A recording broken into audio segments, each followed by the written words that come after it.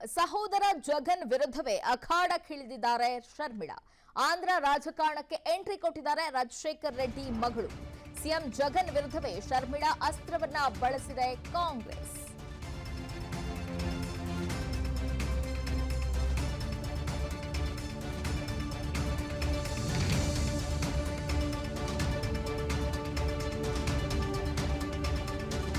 ಆಂಧ್ರಪ್ರದೇಶದಲ್ಲಿ ಅಸ್ತಿತ್ವವನ್ನ ಕಳೆದುಕೊಂಡ ಕಾಂಗ್ರೆಸ್ನಿಂದ ಆಗ್ತಾ ಇರುವಂತಹ ತಂತ್ರಗಾರಿಕೆ ಇದು.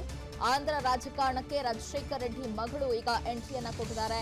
ಸಹೋದರ ಜಗನ್ ವಿರುದ್ಧವೇ ಶರ್ಮಿಳಾ ಈಗ ಅಖಾಡಕ್ಕೆ ಇಳಿತಾ ಇದ್ದಾರೆ. ಸಿಎಂ ಜಗನ್ ವಿರುದ್ಧ ಶರ್ಮಿಳಾ ಅಸ್ತ್ರವನ್ನ ಕಾಂಗ್ರೆಸ್ ಇಲ್ಲಿ ಬಳಸಿದೆ. ಗಮನಿಸಬಹುದು, ಆಂಧ್ರಪ್ರದೇಶದಲ್ಲಿ ಅಸ್ತಿತ್ವವನ್ನ ಕಳೆದುಕೊಂಡಿರುವಂತಹ ಕಾಂಗ್ರೆಸ್ ಇಂಥದ್ದೊಂದು ತಂತ್ರಗಾರಿಕೆಯನ್ನ ರೂಪಿಸ್ತಾ ಇದೆ. ಎಷ್ಟರ ಮಟ್ಟಿಗೆ ಇದು ವರ್ಕೌಟ್ ಆಗುತ್ತೆ ಅನ್ನೋದು ಕೂಡ ಸದ್ಯದ ಕುತೂಹಲ.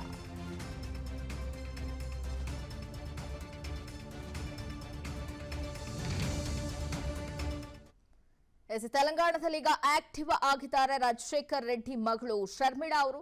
ಡಿಕೆಶಿ ಎಂಟ್ರಿಯಿಂದ ತೆಲಂಗಾಣದ ರಾಜಕಾರಣದಿಂದ ದೂರ ಸರಿದಿದ್ದಾರೆ ಶರ್ಮಿಳಾ ಅನ್ನುವಂಥ ಮಾಹಿತಿಯು ಲಭ್ಯ ಆಗಿದೆ.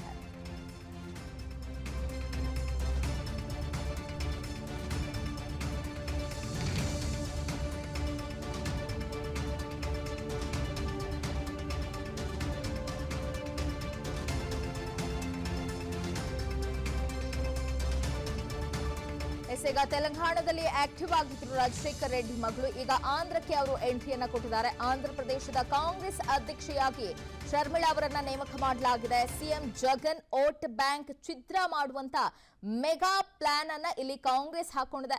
ಕಾಂಗ್ರೆಸ್ ಡಿಡಿಪಿ ಜನಸೇನಾ ಮೈತ್ರಿ ಮೂಲಕ ಜಗನ್ನನ್ನ ಸೋಲಿಸುವುದಕ್ಕೆ ತಂತ್ರಗಾರಿಕೆ ನಡೀತಾ ಇದೆ. ಅಣ್ಣ ಜಗನ್ಮೋಹನ್ ವಿರುದ್ಧವೇ ಶರ್ಮಿಳಾ ಅವರು ಈಗ ಅಖಾಡಕ್ಕಿಳಿದಿದ್ದಾರೆ.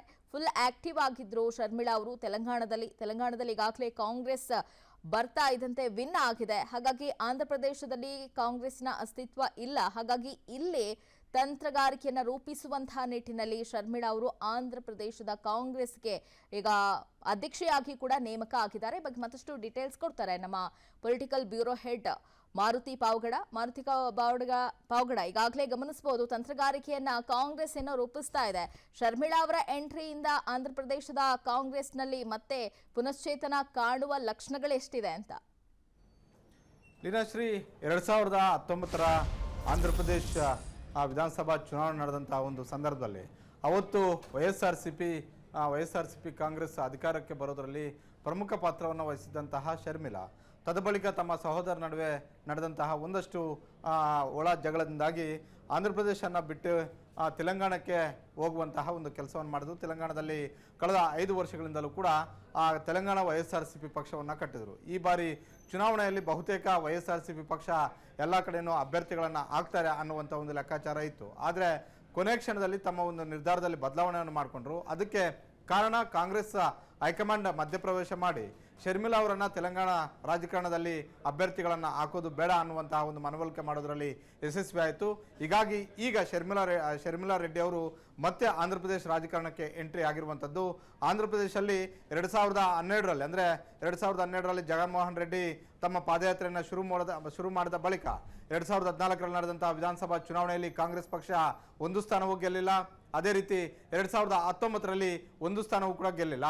ಕಳೆದ 10 ವರ್ಷಗಳಿಂದಲೂ ಕೂಡ ರಾಜ್ಯದಲ್ಲಿ ತಮ್ಮ ಅಸ್ತಿತ್ವವನ್ನು ಕಳ್ಕೊಂಡಿರುವಂತಹ ಕಾಂಗ್ರೆಸ್ ಮತ್ತೊಮ್ಮೆ ಅಲ್ಲಿ ಪುನಶ್ಚೇತನ ಆಗುವ ಸಲುವಾಗಿ ಅಂದರೆ ಒಂದು ರೀತಿ ಸಂಜೀವನಿ ರೀತಿಯಲ್ಲಿ ಶರ್ಮಿಳಾ ರೆಡ್ಡಿ ಅವರನ್ನ ಬಳಸ್ಕೊಳ್ಳೋದಕ್ಕೆ ಕಾಂಗ್ರೆಸ್ ನಾಯಕರು ಮುಂದಾಗಿರುವಂಥದ್ದು. ಬಹುತೇಕ ಈ ಒಂದು ಪ್ಲಾನ್ ವರ್ಕೌಟ್ ಆಗಿದ್ದೆ ಆದರೆ ಅಂದರೆ ಟಿಡಿಪಿ ಚಂದ್ರಬಾಬು ನಾಯ್ಡು, ಶರ್ಮಿಳಾ ರೆಡ್ಡಿ ಹಾಗೂ ಜನಸೇನಾ ಪಕ್ಷದ ನಾಯಕರಾಗಿರುವಂತಹ ನಟ ಪವನ್ ಕಲ್ಯಾಣ್ ಮೂವರು ಕೂಡ ಸೇರಿ ಈ ಬಾರಿ ಚುನಾವಣೆಯನ್ನು ಎದುರಿಸಬೇಕು ಅನ್ನುವಂಥ ಒಂದು ಲೆಕ್ಕಾಚಾರವನ್ನು ಹಾಕೊಂಡಿರುವಂಥದ್ದು. ಈ ಸ್ಟ್ರಾಟಜಿ ವರ್ಕೌಟ್ ಆದರೆ ಜಗನ್ ಮೋಹನ್ ರೆಡ್ಡಿ ಅವರ ಗೆಲುವು ಅಷ್ಟೊಂದು ಸುಲಭ ಅಲ್ಲ. ಹೀಗಾಗಿ ನೇರ ಈಗ ಸಹೋದರ ಮತ್ತು ಸಹೋದರಿಯವರ ನಡುವೆ ಈ ಬಾರಿ ಆಂಧ್ರ ಪ್ರದೇಶ ಚುನಾವಣೆ ಮತ್ತಷ್ಟು ರಂಗೇರಲಿದೆ. ವಿನಾಶ್ರೀ, ಥ್ಯಾಂಕ್ ಯು ಮಾರುತಿ. ಅನುಕ್ಷಣದ ಸುದ್ದಿಗಳಿಗಾಗಿ ವಿಸ್ತಾರ ನ್ಯೂಸ್ ಯೂಟ್ಯೂಬ್ ಚಾನೆಲ್ ಸಬ್ಸ್ಕ್ರೈಬ್ ಮಾಡಿ. ಹೊಸ ಸುದ್ದಿಗಳ ನೋಟಿಫಿಕೇಶನ್ಗಾಗಿ ಬೆಲ್ ಐಕಾನ್ ಕ್ಲಿಕ್ ಮಾಡಿ. ಲೇಟೆಸ್ಟ್ ಅಪ್ಡೇಟ್ಸ್ಗಾಗಿ www.vistaranews.com ವೆಬ್ಸೈಟ್ಗೆ ವಿಸಿಟ್ ಮಾಡಿ. ಅಂಗೈಯಲ್ಲೇ ಜಗತ್ತಿನ ಸುದ್ದಿ ತಿಳಿಯಲು ವಿಸ್ತಾರ ನ್ಯೂಸ್ ಕನ್ನಡ ಆಪ್ ಡೌನ್ಲೋಡ್ ಮಾಡಿ.